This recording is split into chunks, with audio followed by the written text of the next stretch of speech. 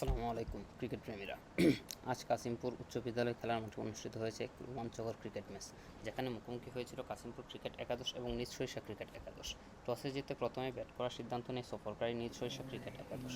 তবে তাদের শুরুটা মোটেও ভালো ছিল না। যদিও মাত্র ৮ রানের মাথায় অভিজ্ঞ ওপেনার ওয়াসিমকে হারায় তারা। রাহাতের দুর্দান্ত বোলিংয়ে বোল্ড হয়ে সাজঘরে ফেরেন ওয়াসিম। এরপর ক্রিজে আসেন নাঈম। ইমনকে সঙ্গে নিয়ে তিনি গড়ে তোলেন দারুণ এক জুটি। দলীয় ৫৫ রানের সময় ইমন ৯ বলে ১৬ রান করে আউট হলে ভাঙে এই জুটি। এরপর বেশিক্ষণ টিকে থাকতে পারেনি নাঈম। দলের ৬৬ রানের মাথায় রাহাতের বলে রাব্বির হাতে ক্যাচ দিয়ে ফেরেন তিনি। যাওয়ার আগে মাত্র ১২ বল খেলে ৩২ রানের জরুরি ইনিংস খেলেন। মধ্যভাগে সারোয়ারের ২০ বলে ৩৩, আরাফাতের ১২ এবং নাদিরের বিধ্বংসী ব্যাটিং সফরকারীদের বড় সংগ্রহ এনে দেয়। নাদির মাত্র ২৩ বলে ৫৫ রানের অসাধারণ এক ইনিংস খেলেন। ১২ ওভার শেষে ৮ উইকেট হারিয়ে ২০৯ রানের বিশাল সংগ্রহ দাঁড় করায় নিজ সরিষা ক্রিকেট একাদশ।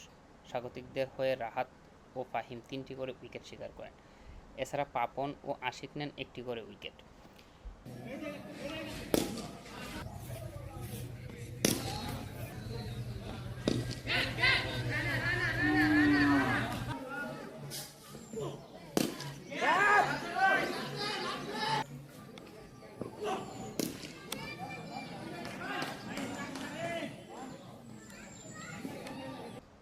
২১০ রানের কঠিন লক্ষ্য তাড়া করতে নেমে দুর্দান্ত সূচনা করে কাশিমপুর ক্রিকেট একাদশ।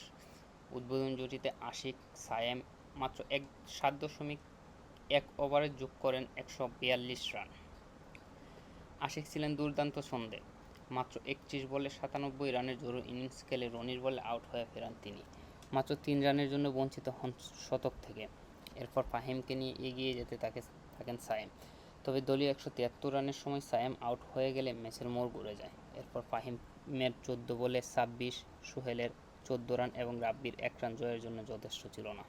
নির্ধারিত ওভার শেষে কাশিমপুর ক্রিকেট একাদশের ইনিংস থামে ১৯১ রানে। ফলে ১৮ রানের জয় নিয়ে মাঠ ছাড়ে নিজ সরিষা ক্রিকেট একাদশ। সফরকারী দলের হয়ে আরাফাত ২টি এবং রনি ১টি করে উইকেট লাভ করেন। দারুণ ব্যাটিং, চমৎকার বোলিং এবং রোমাঞ্চে ভরপুর এই ম্যাচে শেষ পর্যন্ত জয় তুলে নেয় নিজ সরিষা ক্রিকেট একাদশ।